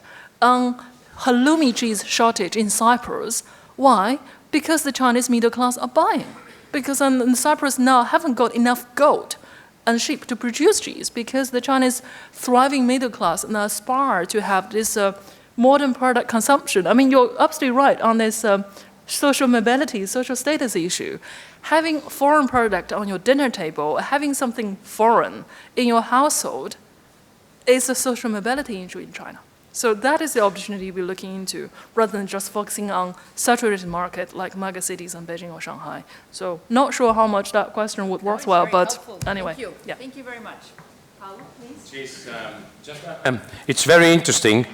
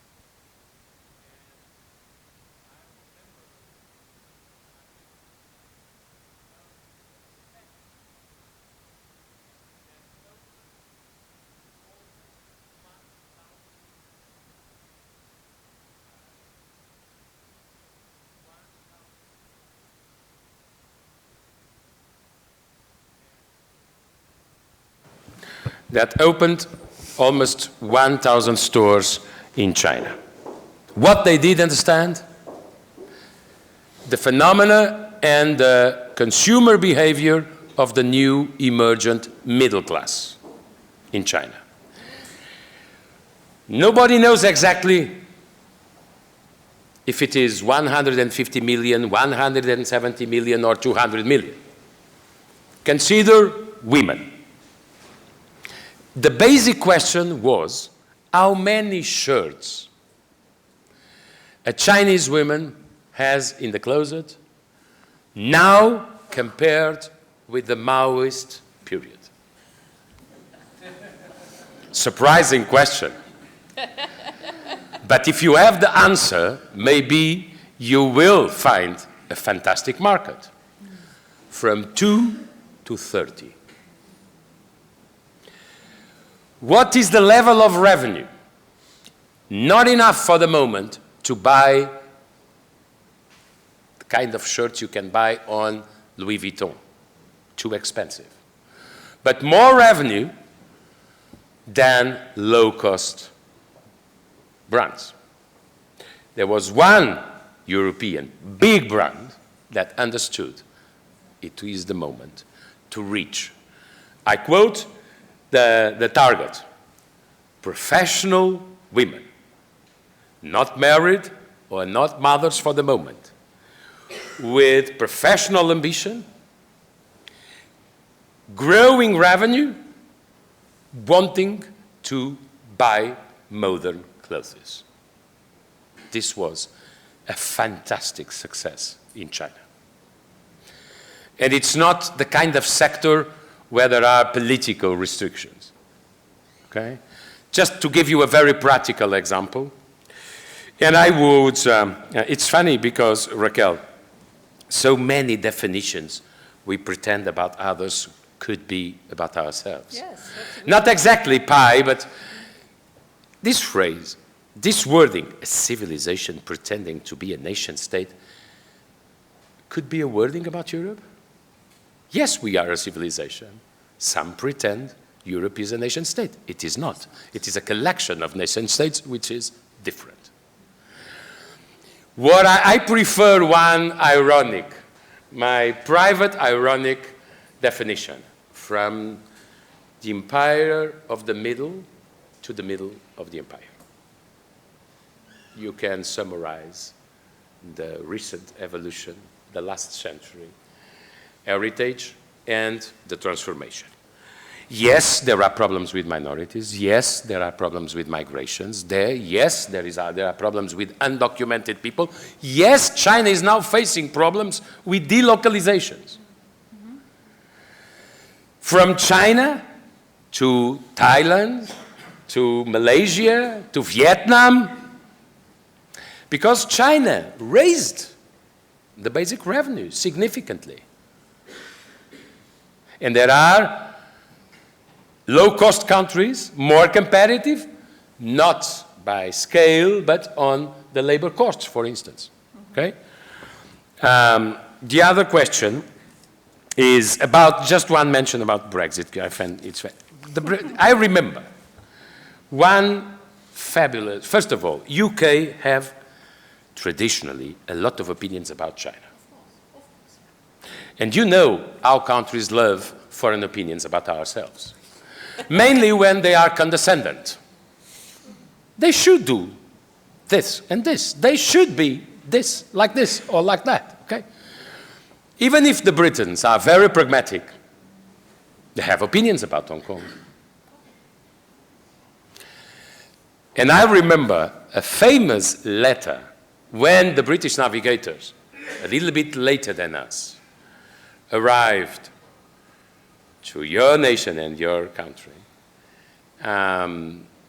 without Jesuits, by the way. I remember a fabulous letter from the Chinese emperor to the British King George. Started, "O king, O barbarian." Barbarian in the sense, any foreigner was a barbarian. That's why I mentioned from one of the most closed countries in the world to one of the most ambitious countries in the global world. It's an impressive transformation. But I would say Brexit is a mystery, and none of us know the final answer. I don't know if they know the final answer, but we don't know the final answer, okay? But Brexit, there is one doubt about Brexit, even with this agreement, will UK be able to sign trade agreements with third countries with total or partial freedom? Yes or no? This is absolutely decisive to understand the benefits and the costs of Brexit. But I would suspect if they protected that freedom, they will do what they know how to do for centuries, to buy and to sell. They will be traders. I would say the first agreement with the United States and the second, with less opinions about Hong Kong, with China. It's a modest vision of the thing. But I just mentioned you know, nobody talked about it. Theresa May already signed 6 pre-trade agreements to post-Brexit era. In where? In Africa. In Africa. So she's preparing the future. And the future is free trade, and I would say a big Ireland if you consider taxes, welcoming investment and promoting exports. It's what UK knows for centuries to do. And about Chinese companies, or Chinese companies wanting to, Portugal is a very welcoming country on, if you consider foreign investment. By nature, the Portuguese have a global mind, an open mind. Mm-hmm. Globalization is not a rare fact for us. You don't have a prejudice about globalization in Portugal. We are sometimes rivals, sometimes partners. In markets like Africa and Latin America, we know very well. Mm-hmm. Portugal is politically very stable. There are no decisive changes on some specific comparative measures that were very relevant to attract investment. I would study the Portuguese regulation culture, and I would be prepared to buy and to sell, to market economy in its pure sense, okay? It's not just a matter to buy, sometimes it's a matter to sell, sometimes a matter to fusion, a matter to acquisitions, a matter to sellings. So, but this is, can you find a country in Europe with this sun in December? Can you find something similar? Even if sun is not the first priority of Chinese people, but okay, it's very welcoming, and you are very welcomed. And that's it. Thank you. Okay, thank you. One of the things that I think we could add is in the last Global Peace Index, we numbered, I think, 3, of course, after 2 islands, right? Mm-hmm. So in that sense, stability is the key. Now, I am opening the floor to the audience, and I will take a Leninist approach to your questions, which is to say, I am in charge. So please be brief when you present, just present yourself and make the question so that we have time to listen and the time to give our speakers the ability to give full answers. Okay? Who wants to begin? You have a question. Good. We start with you. Can you briefly state your name, please? Yes, my name is Marquês. I'm intrigued by a statement that was... Oh, okay. I'm intrigued by a statement that was on a panel on the presentation, the strategic reset China-US, where it states, technologies innovation must monopolized by the US. I'm intrigued by this statement. Could you please comment or expand what you mean by it? Thank you. Do you want to answer directly or should we take more? We take more. Yes, please. Younger generation speaking. This is so good. My question is about the young generation. Your name, please? Adolf. Adolf. My question is about the young generation, the power of the money they have.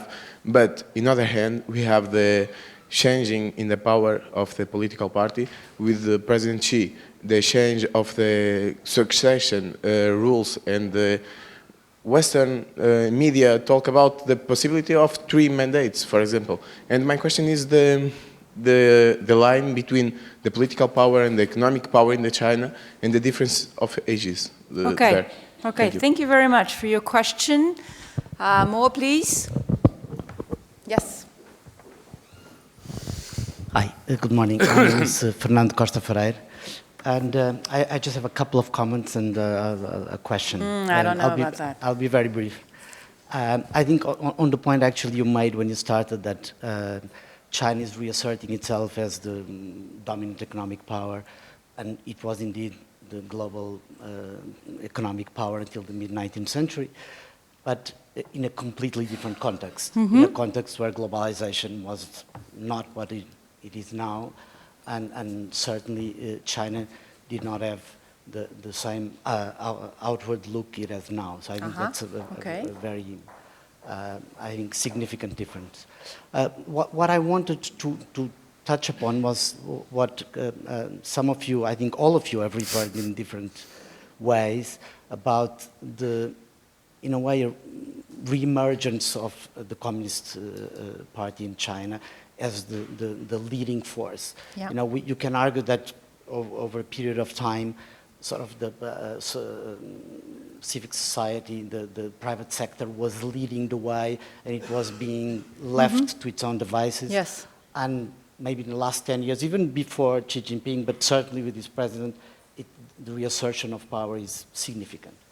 And how do you view that together with the question of or the introduction of the social scoring system in China? Social credit. Social credit, which is being introduced in different provinces, in different areas with different perspectives, but there is clear view that, of control. That it's well, and that all these different systems are going to merge, and technology already enables this. It's not future technology. Technology exists now, and how much this will influence China itself, but I think, as importantly, how will it influence the world? Because what you're seeing now is that a country like Venezuela is already introducing this system with Chinese companies, with Chinese financing, and this will most likely happen in other places. And of course, this is inevitably seen as a threat to the Western view of the world. I think we got your point. Yeah. Okay, thank you very much. I think these are, I will take more in the second round, okay? Please don't leave, wait, okay? I have here, here, and here, okay? Now, we come back. No, I think we should deal with these three. Cherry, do you want to begin, please? Sure, okay. On the strategic reset on US-China relations, the answer is, after 1979, the whole ideas of Deng Xiaoping is to reintroduce China back to the center of the international stage. And one thing to do is to develop a good relation, a smooth relation with the United States. That was China's intention. But the United States' intention was, by economically engage with China, and then you would like to make China as to facilitate domestic political change, which is to creating a multi-party system running American type of election. But unfortunately, that has not happened. So the political elites in Washington come to that kind of almost like bipartisan conclusion that engagement, strategic engagements with China has failed completely. And therefore, the White House should have a new set of strategy, which is a containment. And this, they consider, is the last opportunity to contain China's unstoppable rise. So that is what I'm referring by strategic reset, which is very, very dangerous. Because, I mean, if we're looking at now how the two economies getting so entangled, and if Donald Trump is talking about decoupling, but I'm afraid that at the end of the day, when we're talking about decoupling, this will only make American consumers' life more and more miserable. Because inevitably, China is the global manufacturing hub. As long as we're decoupling the US-Chinese economy, and then what will happen is the income, the cost of living will rise significantly. And then you couldn't find any global manufacturing hub like China with that certain standard, solid infrastructure. So that's the difficulties in here, because we all entangled, as all the other countries in the world, entangled in this global economic system. So that's why I call it strategic reset. It's very dangerous. Decoupling, impossible. Now, on the question on the succession of Xi Jinping and also political and economic power, I see this as slightly different. I mean, I take a slightly different interpretation from many pundits in the UK and the United States. I see it seems he has less power than he actually looks like. Yes, and if you do need, if you're powerful enough, you don't need to tell the rest of the world you're powerful enough. And if you're powerful enough, you don't need to have all kind of formal title to reinforce yourself. Compare with Deng Xiaoping. I mean, Deng Xiaoping, up until the last day he lived, what a title he remained. The chairman of the Chinese Bridge Association. You don't need any other titles. But he was the fundamental architect of China's economic reform. That's it, no more. But I see Xi Jinping somehow have that sense of indecisiveness on this US-China trade war and also on the China economic reform. On the one hand, he's talking about reform state-owned enterprises, but then on the other hand, he's trying to bring the party into every single level of economic activity. And he's talking about the rule of law on the one hand, and then on the other hand, he's calling the party to make a legal decision on many other things. So for me, this doesn't sound like a powerful president make up a clear mind. For me, if I make a rather inappropriate analogy, his reform plan looks more like Theresa May's Chequers Brexit plan. Yes, I hate to compare Xi Jinping and Theresa May, but that sense of indecisiveness is somehow, I think they are on the similar vein. So, yeah. Thank you very much. Yesterday we were talking about this, this idea of the powerful really don't need to show they're powerful, because the moment they do that, they're not powerful at all. And Deng Xiaoping, I think, is perfect for that example as well. Paulo. Just to try to, some brief remarks on the questions. To Duarte, I think that, eu acho is, I think, okay, in Portuguese. I think the techno and digital leadership is the critical question between the United States and China. Mm-hmm. Because it's the economy of the future, and because the Champions League of digital economy, it's a Champions League between the United States and China. And happily, I have to add that the first European company, it's a very nice one, it's Spotify, but it's not in top 10, okay? So this is the critical question. And the techno and digital external companies' arrival in China is not just a business question. It's a question for all the political model in China. I personally don't think China will be very flexible regarding the access of Western telco companies to Chinese market. For the moment, but if they are sufficiently confident to do it and to oblige Apple to special conditions unthinkable in different markets, maybe, but I think it's critical. And that brings me to the second question. I do it in not, I try to analyze the reality as it is and not as I would love the reality to be. Sometimes it's frequent the confusion, but I try to analyze as it is. We have to understand that freedom is a universal value. Democracy is not a universal system. There is a difference between values and systems. And we have to understand that in the other side of the world,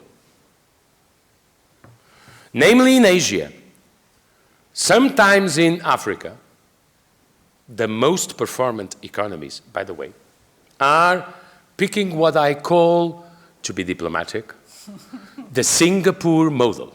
Yes, remember a detail on Deng Xiaoping. What was the model in Deng's mind? Lee Kuan Yew. It was the founding father of Singapore. Yes. Some Western intellectuals thought, oh, no, no, the model of Deng Xiaoping is Westminster. No, no. It was the founding father of Singapore. That's why I call it the Singapore model. I don't pay an ideological price for mentioning the thing with Singapore model. What is the Singapore model? Strong and centralized political authority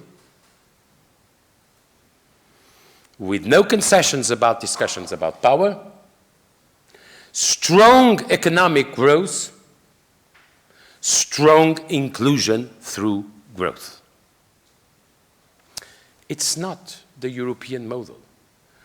But for God's sake, European model is not a mandatory model for everybody in the world. If we don't understand this, we miss what's happening. And look at the performance. Obviously, when you have strong political authority, strong economic growth, and strong inclusion through growth, you have very good results. You don't have to negotiate. You don't have to compromise. You decide, and you are able to see the results of your decision. So there are different models. What I want to call your attention is I don't think it's very accurate to imagine that China will be one day a Westminster regime. Own culture, own civilization, own tradition, which is different from ours. Even if I add, obviously, that any progress you can have on human rights, it's a good news. But pay attention to the number of countries who are picking this model. Okay? Cherry, in a very diplomatic way again. This is a Chatham House, a little bit open. And you mentioned the problem, I would say the problem number one of every country except the United States of America in current world, how to deal with Trump. Do you have a manual? Do you have a book? Do you have a... the art of the deal. Yes, something that can help. You tried the charm, you tried the strong answer, the hard talk, the soft talk, the soft talk. The judiciary? It's not easy. This is problem. I personally think China didn't expect Trump's election, A, not alone in the world. Yes. B, China didn't expect that in the Trump way, a very discomfortable one frequently, Trump would be the first president of the United States of America to assume China is the #1 challenge and problem, strategically speaking, for USA. 90% of the American political elite think Russia is still the first problem. No, it isn't. The first problem for USA, it's called China. The challenger is China.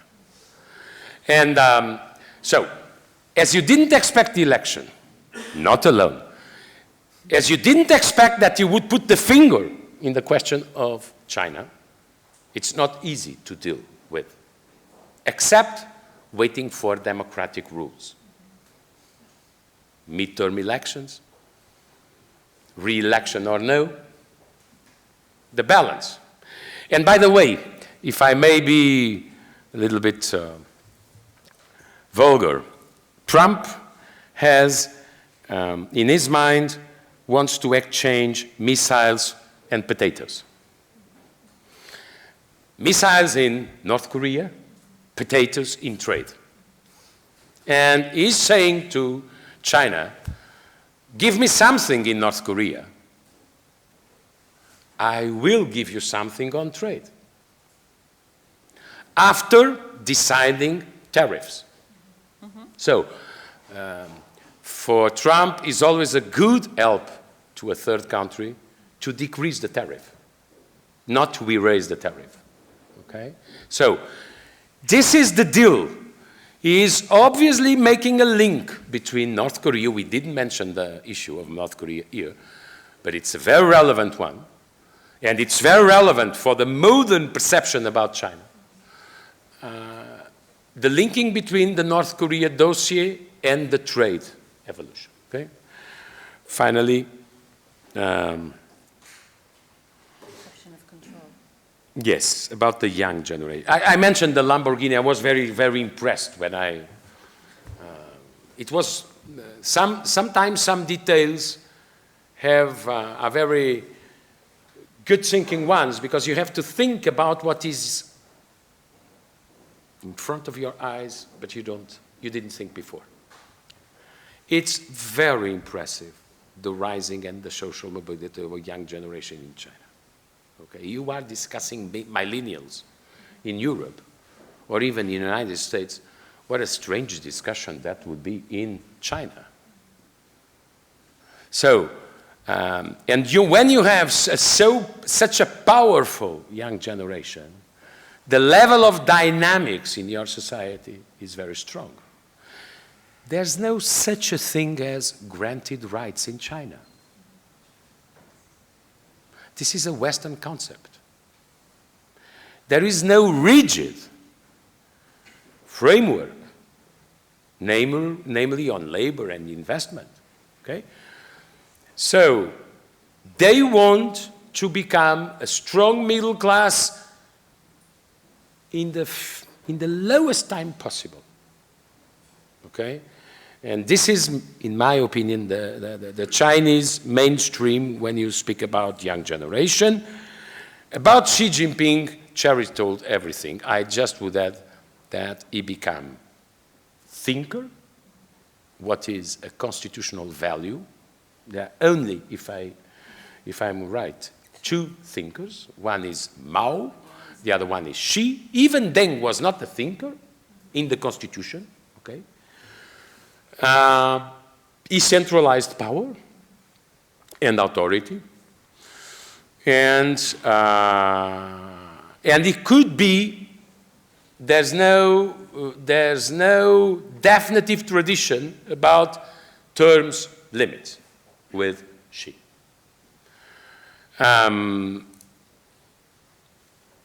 Finally, to Fernando, I just want to call your attention to, there is if you want to simplify Frankopan's book, there is a map from McKinsey Global Institute, which is a very funny one that will explain you in just one slide how the economy of tomorrow was already, some centuries ago, the economy of yesterday. This is, what is the understatement for Europeans of Frankopan's book? Look, Europe was already in the past a peripheria. Don't think it wasn't, because it was. And the amount of evidence about that, it's very impressive. What is the understatement? Take care. Because between a world of Americans and Chinese and the world moving to Asia, you risk to become a periphery again, even if you don't recognize it. This is that's not a very good book to Christmas, but it's a very good book to start the new year, okay? It's very impressive. The world was already the epicenter. The center of gravity of the world was already Arab, Persian, and Asian. It's not new. That idea that we were the center of the world since the very first day, it's not right. It's not truth. So, my question is, yes, McKinsey says that the change is exactly in the 80s, when the turn occurred was exactly when globalization and the beginnings of digital world were starting. So, and what I want to call your attention is, never in history the speed of that turn was so high. You needed centuries to bring the economy from the east to the west. You needed decades to bring back economy, center of gravity, from the west to the east. And by the way, I want to thank Fernando for the organization of the Lisbon talks. I think we are all grateful to you. Now, if I want to, just coming back to your question so that we can address it, when my students ask me, is China still, as they do to Paulo, a communist country? My answer is a bit different from Paulo's. I tell them, I use the expression by Richard McGregor, which is, it is a Leninist market. So, in the sense that Lenin is still key to understand the role of the party. The vanguard party, the party that will lead the masses, and the party that is very hierarchical and therefore has to have this strength. That would be my first answer. The second answer is your discussion of the social credit and the technology and the biofacial technology recognition, which of course China has invested tremendously in, because unlike other dictatorships, China knows where it's going. Okay? But I think that the answer to that is included in this idea of the social contract. What people expect, what this rising youth is expecting, the liberty it is expecting to invest and to be better and to have a better life, I think it clashes directly with all these instruments of control that are happening. So I think that will be one of the key issues. And to be very honest, I personally dislike everything or when a state prohibits, or my government prohibits everything, I think it's just, we were talking about smoking, I would talk about gyms. I hate gyms. I don't want my government to make me healthier. And I strongly dislike being told that I cannot eat sugar or salt in my bread. So as you see, there are always levels of forbidding, okay? But now, Raquel, just one thing. It's not, to be fair, it's just not just a Chinese temptation. No, this is a European temptation. I feel very unhappy as a smoker. This is both in Washington and in Beijing, okay? But now Beijing has this points system, so I will lose 5 points. No, you will lose a I'm lot smoker, of points. Okay? I think that, no, I was actually talking about Europe and this paranoia forbidding everything. Now, coming back to the questions. I had one here, and a youngster there, another youngster, and another youngster. Okay, can you start, please? Eu quero ir para check-up. 20 minutos e acabamos, 10 minutos? Diga-me. Yes, please. José Serrão. It was mentioned the importance of the recognition of the renminbi as an international currency. Unfortunately, at the IMF only 2 years ago. That means that China has been humiliated because the Chinese currency deserved to be recognized much earlier. The powering vote of Belgium was higher than the powering vote of China. Recently. That is a step further that is giving now by China with Russia is challenging to the SWIFT payment system. It's a big challenge for to weakening the power of the dollar. that is really the great power of the United States. Okay. What do you think about the success of this initiative of the challenging of the SWIFT system? Thank you. That is a very good question. Thank you. This one maybe for you. Now, I have three youngsters in the back. Thank you First for name, this. please. Sorry, my name is Jelle.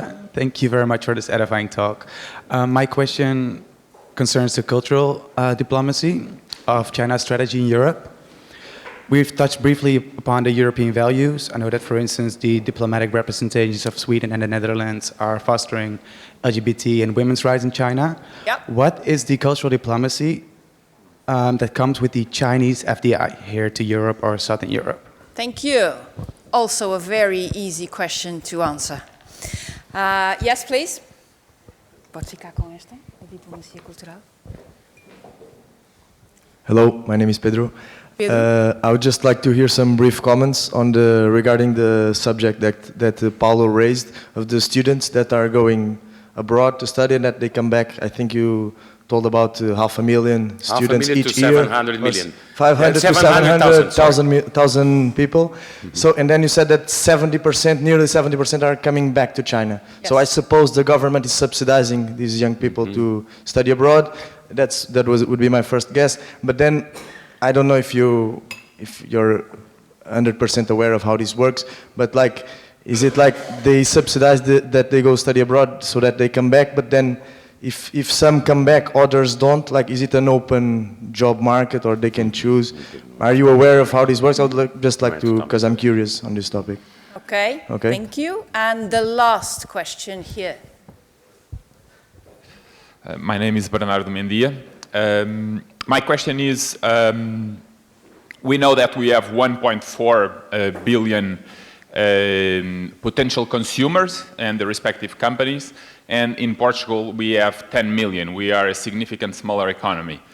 So, and however, China sells more to us than we sell to them. So my question is if you have some practical advice to invert this situation. Thank you, Bernardo. Okay, so do you want to the SWIFT, please? Right, okay, we're on currency again. I mean, ultimately, the currency is almost like a soft power in itself. To judging how much value you have in your currency is how many followers you have. So for the moment, US dollar is very top notch on market, and therefore you have enormous followers, and any American, any banks in the world would like to use US dollars as a currency for exchange.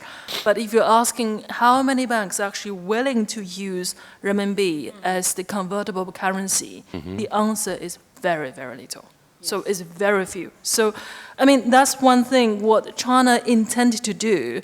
Well, but having the renminbi in the basket currency is only a political significance. It shows China have that enormous economic power, but it hasn't really yet been translated into something substantial, something we'll be able to use and convertible freely. And also there's something to do with China's internal capital control as well. And for the moment, I mean, as far as I remember the number is, if one person household, or if any single household in China, if you like to transfer over 10,000 US dollars to abroad, and then you have to report to the certain relevant authority. So that means the capital control is extremely severe, extremely strong. And if China are willing to open up its financial market, and it has also willing to take the associated risk, which means you cannot control manipulating the exchange rate. Do you think that's feasible in the coming time? It's feasible, but not now, given what we have on US-China trade war, because the Chinese, most of foreign investors are very sensitive on that number between 1 vis-a-vis 7. So 1 US dollars vis-a-vis 7 renminbi. And then if we go up a little bit, and that means the world investors lose the confidence to the Chinese economy. If we go down a little bit, and that means we're adding more pressure to the Chinese exporters. So it's all getting very technical, but certainly exchange rate is not something the Chinese government can decide alone by itself, because there are too many stakeholders in that game. Okay. We all got entangled. Now, on the question on separate states, on the studies, I can tell you there are very few. Yes. I mean, myself, I give you an example. I came to the UK at age 16, and I studied all the way south through scholarships and things. The government have not given us a penny to studying. I think it's more to do with the Asian values that education is a really big thing for the Asian family. So that's why they felt somehow it's important to go abroad, to see the world. But one thing what I would say is I've tried to raise the attention in here. Many Westerners might have the hope that you have a large number of the Chinese students study abroad, and therefore once they return their country, perhaps they could induce political changes. But I'm afraid you might be wrong. It's the other way around. The more that some of the Chinese students see the Western world, the more they suddenly realize maybe our world is actually even better. I mean, I don't know for how many times now, every time we went back to my own country, one question posed to me from our youngsters is always, why the West has now hated so much? I mean, that is just rather alarming. If you're going to live up with someone who's, in the next 50 years or so, you constantly ask that question, why there's some kind of like irreconcilable division between China and the West? And it's quite dangerous. So that really shows you, even though we have overseas students return to our home country, but it does not necessarily crafting a very positive image of the West. Thank you. I imagine President Trump. Just to say about how the world, just mention. Other world, we have a new economic order, but we don't have a new political order. And this disorder between new economic order and not a new political order explains a lot of your perplexities, confusions, interrogations, and fears. We have a new economy, but we don't have a new political organization of the world. Just look at the Security Council. It is not linked to modern reality. We miss something. You don't find it in the Security Council because it is still the legacy of the Second World War. Winners. About the cultural diplomacy, which is very interesting, and it's decisive on the Chinese strategy, if I may, if I try to understand, if I can read it adequately. Do you know that, give you an example, there are more Confucius Institute in Africa than countries in Africa. That is a possible interpretation to your question. There is a serious problem, still a serious problem between Chinese and foreign languages. But it's a problem time will solve. You need, I don't know, 7 years. 7 years is the United Nations criteria for one generation. So 7 years, 14 years, 21 years, I don't know. But even on the question of language, China is doing a serious effort. And by the way, my personal opinion is the supposed lack of knowledge of the English is sometimes a negotiation technique. Yes. Okay? But I had my own learned lessons about. And but the idea that to understand, there is some attributions to Confucius about the exclusivism or the inclusivism of the foreign policy. China intends to explain that you have to read Chinese philosophers and moralists to understand modern China. It's a link between tradition and innovation. And so the economic diplomacy was the first weapon. I would say cultural diplomacy is, in our days, very relevant also. The second question about exports. That's why you have to have a good relation with China, namely on some sectors where you just can export after some due diligences on sanitary or veterinary inquiries. The level of exports of Portugal to China was rise by 4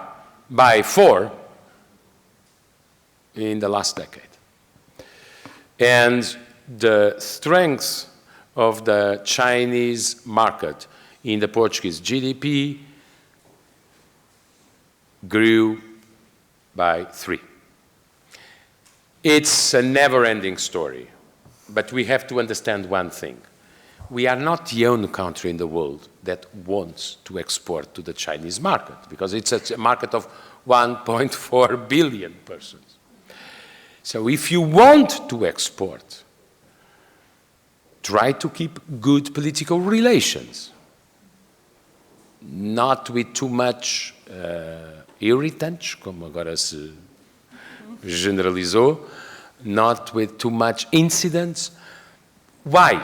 Imagine you want to, I had that problem, I'm very proud about solving some of these problems. I hope some other problems will be solved during this visit. But you have to care about the good relations. I tell you why. Because imagine you want to export wine, Portuguese wine, to China. Do you think we are the only wine producer wanting to export to China? No. To export wine, you will find some, you have to fulfill some requirements from the health ministry and some other bureaucracies. If you don't have good relations, you are in the end of the list of the 50 wine producers that want to sell in China. If you have good relations, maybe the consideration of the Portuguese dossier, it's in the first 5 or the first 10. This is the difference between having good relations with China or not good relations with China. It's not possible to pretend to have good access to Chinese market and to have bad political relations. It's not fair, it's not logic. So you have to be able to make a phone call to your counterpart in China and to tell him, please consider the Portuguese dossier in wine. I'm mentioning wine, I could mention many other things. Please consider the Portuguese dossier, which is in waiting for 2 years, or waiting for 4 years, or waiting for, etc. So you cannot be irrelevant, and Portugal is not irrelevant for the Chinese authorities. So this is my very practical, advice. That's why this visit is also relevant. Okay. Thank you so much. Thank you for our 2 world-class panelists. Thank you for the very good and interesting questions.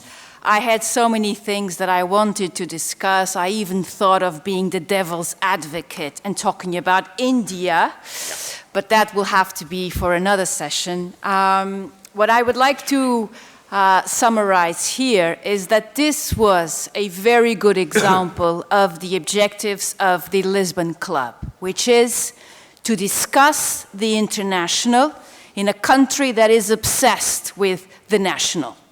Okay? So therefore, I would like to ask you all to join me in applauding these 2 world-class lectures and debates that we had here today. Thank you, Cherry. Thank you, Paulo, very much.